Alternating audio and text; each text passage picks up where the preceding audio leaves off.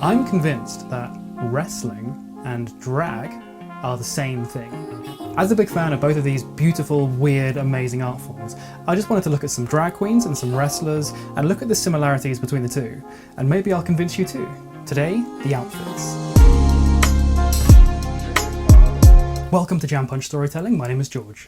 So why are outfits so important in drag and wrestling? So much of the art form is visual. It's about sparkling and shining and colourful explosions of vibrancy hitting your eyeballs, and that's just the immediate looks. The outfit itself is different fabrics, different objects. Sometimes people will kind of glue random props to their face or something, but this is the key similarity. The outfit is more than just the costume. A good drag queen, a good wrestler will put their personality or their character into the outfit. They put their insides outside. So the outfit can be a performer's signature in a way. It's the kind of thing that you assign with that drag queen or that wrestler. So Trixie Mattel is one of my favourite queens ever. You might have seen her because she has her fingers in a lot of pies. So of course she was on RuPaul's Drag Race not once, not twice, but God knows how many times. She has a YouTube show with another queen called Katia called She's released 3 albums, I think, at this point. She's just released a new cosmetics line. Basically, she's big. Trixie's look is very 1960s, 1950s American Barbie doll that's also like a retro magazine model or a soul pop singer, all rolled into one. This Barbie inspiration comes from an internal aspect of her history.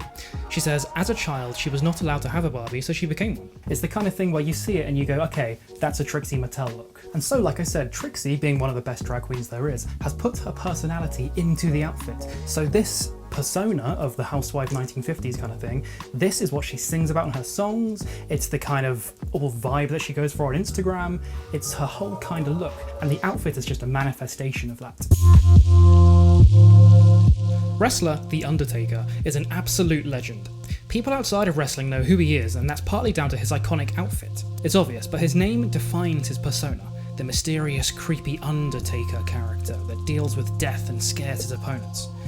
He brings these performance elements into his actual wrestling in the ring, with shocking beyond the grave moments, and his opponents play up to the story by reacting as if they've seen someone come back from the dead. When he approaches the ring, at least in his later career, the entire entrance becomes this ethereal, spooky visual stage play, with the outfit playing a central part. This just shows how an outfit, to The Undertaker, or any good wrestler, is more than the fabric. It's an extension of the wrestler's character, just like a drag queen. I swear Charity Case might be one of the most consistently solid drag queens on Instagram, at least that I know. Just have a scroll down her Instagram and you'll see it's an amazing collection of beautiful, disgusting, twisted, comic book, fairy tale, blood-soaked weirdness. In her own words, it's a punk aesthetic with a taste for nightmarish beauty. And Jesus, does she achieve that. All of her outfits look like some kind of weird cartoon character or fairy tale character that's been dipped into a witch's cauldron. True, there's a big portion of her vibe that comes from the makeup as well, which is also stunning, but you can't deny that looking at a Charity Case outfit makes you think that is a Charity Case outfit. Underneath Charity's exterior is an artist named Harry Whitfield, and Harry has said that, if I'm feeling low, I will create a sad character and vice versa. Basically building the drag and performance around whatever emotion is felt at the time. Harry says, making art is also my therapy. It lets me hit that fulfillment button in my mind, which is really helpful right now. This transferring of inner emotions to the exterior of an outfit is echoed in my next case study wrestler, Darby Allin. Watch a few Darby Allin matches and you'll get his vibe.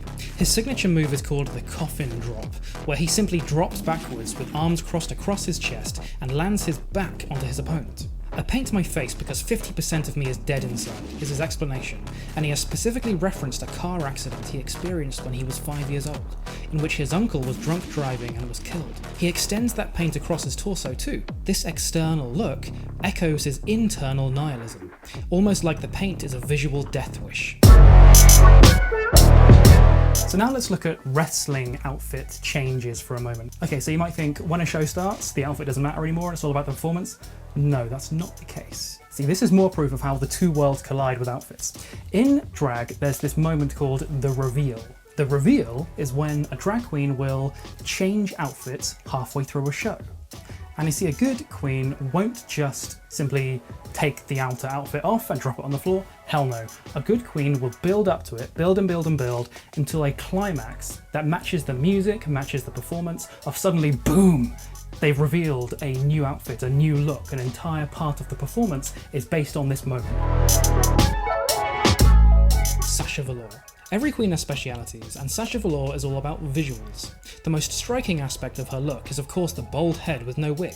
A lot of drag queens will have a similarly bald head, except most will wear wigs. Sasha Velour actually incorporates that bald head into her look.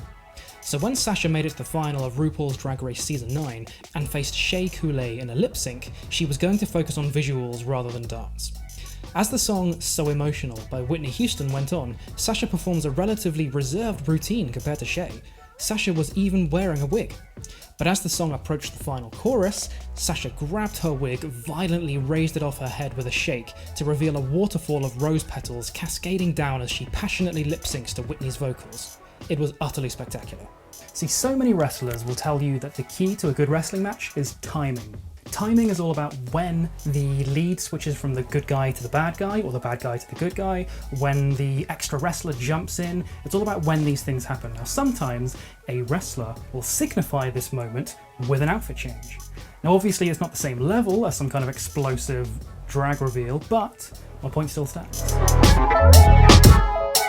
Kurt Angle is widely regarded as one of the best wrestlers in the world. He's a WWE Hall of Famer, he's fought all the biggest names that you can think of, and his outfit is basically just a singlet or a doublet that goes across his body.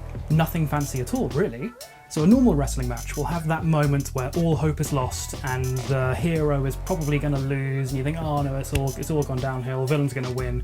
In a Kurt Angle match, when that happens, he will time that exact moment to match him pulling his straps down on his outfit. Suddenly, no, I'm not done yet, Kurt's not done yet, the hero can still fight back. Now obviously, just like all wrestling, this will be planned in advance. They would have planned that moment in the script, or whatever you want to call it, for, okay, so 6 minutes in, you're going to pull the straps down, Kurt, and that's going to be when everything flips and you get the lead back. But that moment is a signal to the crowd saying, okay guys, the hero's back in it, we can still win this thing. That outfit and how it's used is a key element in Kurt Angle's performance as a wrestler. I mean, you can search for yourself, go onto YouTube, there are even tutorials in how to pull Kurt Angle's straps down in wrestling video games.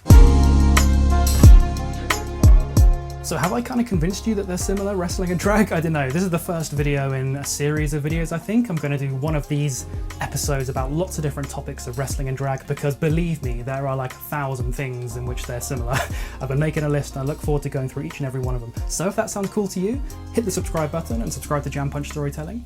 And I will see you next week.